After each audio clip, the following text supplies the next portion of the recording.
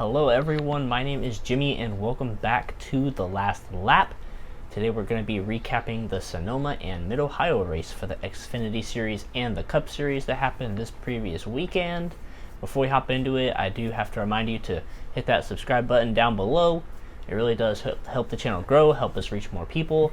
And you can also check us out on Instagram at The Last Lap News.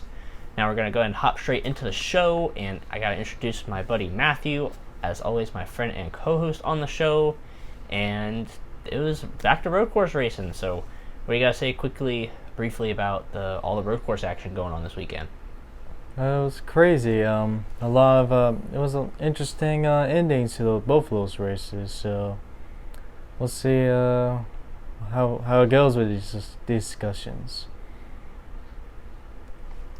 So we're going to go ahead and talk about the Xfinity Series race first. That was on Saturday at Mid-Ohio.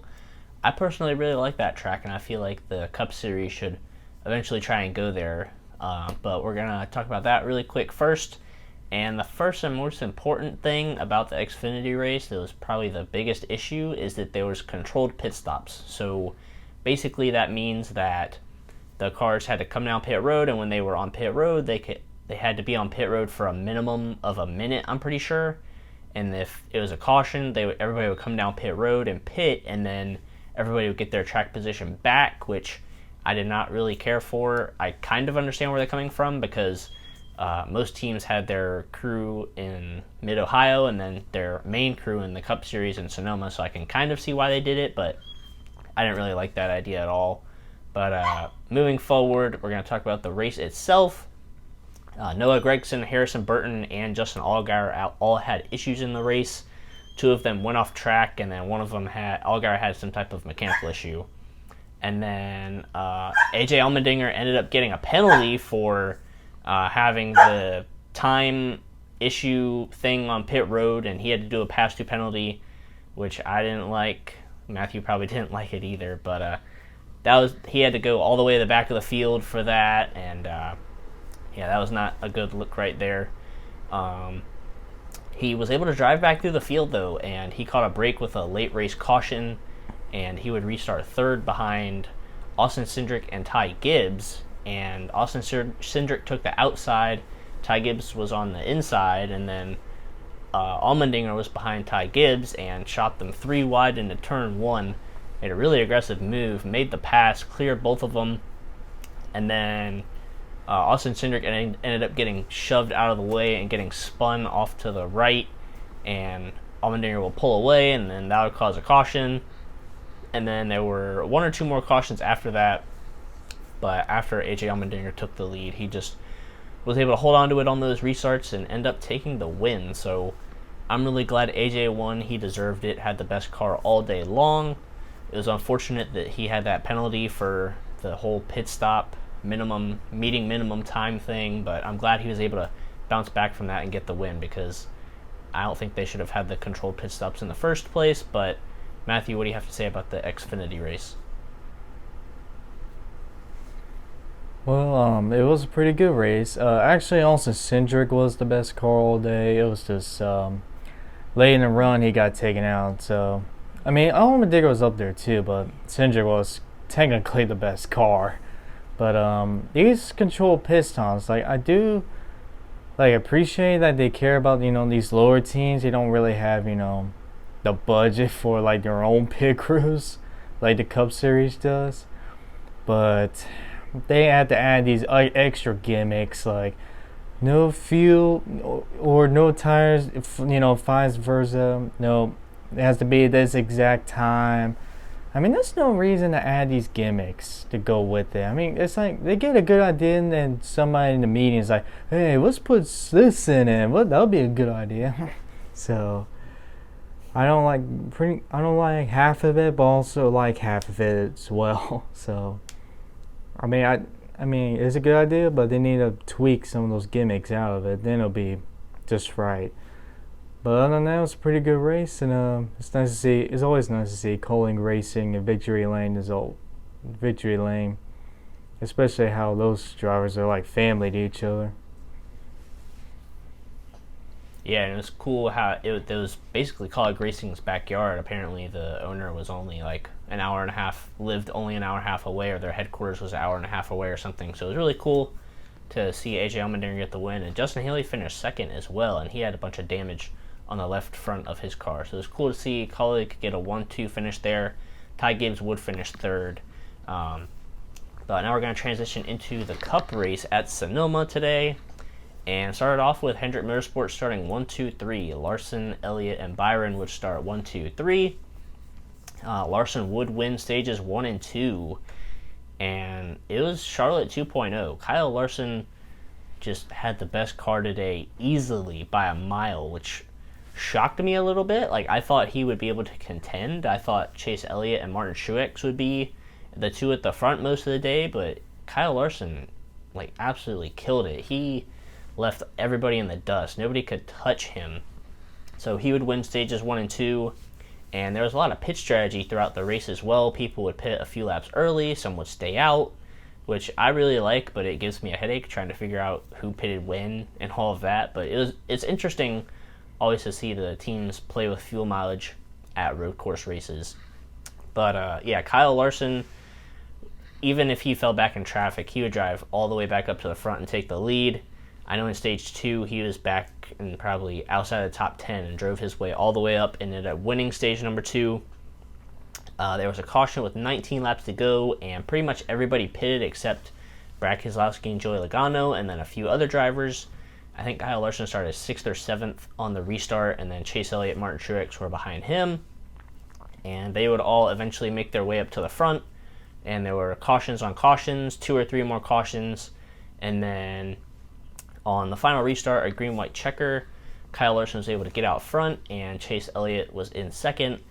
Chase was a little bit better, not better than Larson, but his car was a little bit better there at the end on the short run and was almost able to get the Larson there, but Larson just had the best car all day, and he would pull away and win his second race in a row in dominating fashion, just like the Coca-Cola 600, winning all the stages, winning both races and everything. So Kyle Larson is looking really good right now, and even on a road course, I didn't really expect him to do this well, but he's shown everybody that he can contend at any week, no matter what track it is, mile and a half, road course, short track, whatever. Kyle Larson is a threat to win every week. So, yeah, that's a recap of the Cup race. So, Matthew, what do you have to say about it? Well, I feel like most of the race, nothing really much happened. It was just basically Larson dominating the whole time. And then, next you know, the ending was chaotic. So, it was kind of like Mid-Ohio a little bit, just a little bit. But, other than that, it was pretty decent. Well, the best driver in NASCAR right now and the best Hendrick driver won again, dominated again, so no shocker there.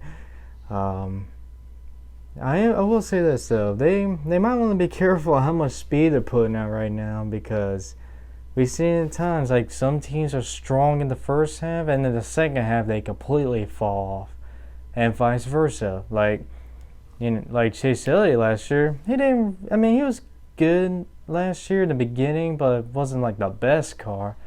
But then the second half he really kicked it off. So like they just got, yeah, they're fast and all, but you might want to make sure they keep up that speed, because other teams are going to catch up, and they don't want to just fall back to what they were a few years ago, mid-pack in the second half. So just take it easy right there. But yeah, it was pretty decent.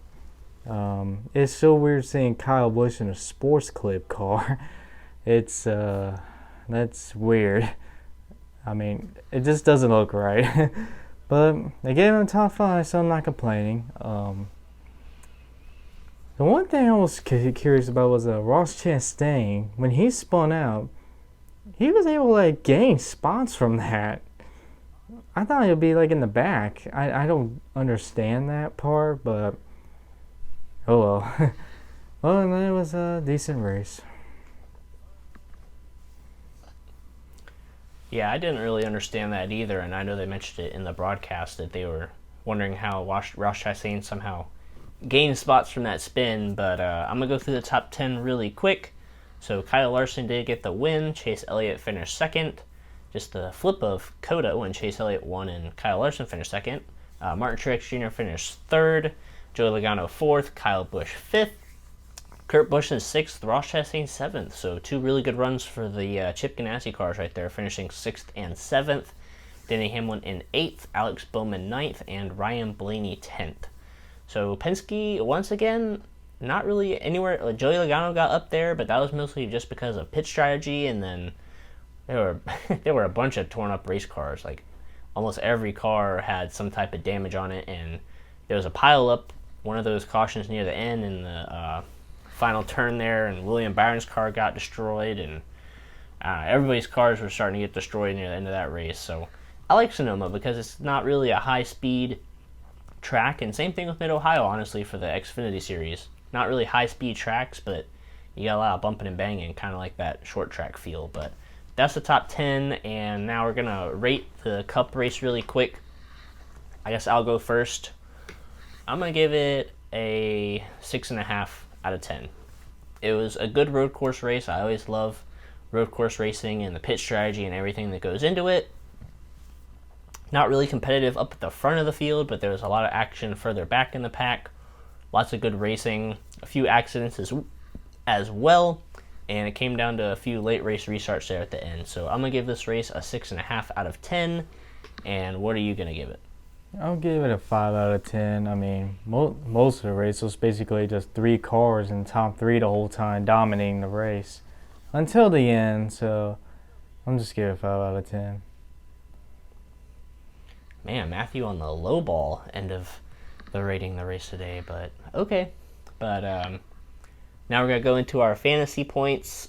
Regrettingly, I don't even want to look at the score right now, but Matthew had the option to pick his Cup picks, and he picked Kyle Larson as his second pick, so he gets 2 more points. So I believe that puts you up to 18, and I think I have 8. So, yeah, I'm getting destroyed still.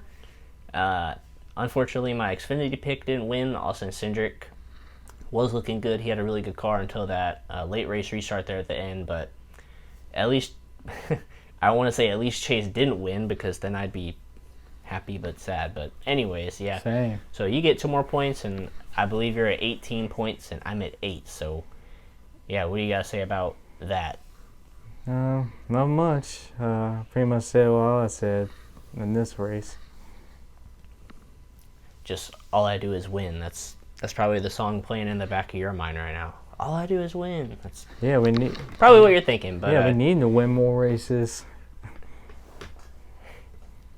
Oh my goodness, yeah, Will. You're absolutely killing it in the fantasy this year. Hopefully I can somewhat close in on you, but you're going to be going to Nashville in a few weeks, so why don't you tell me about that really quick?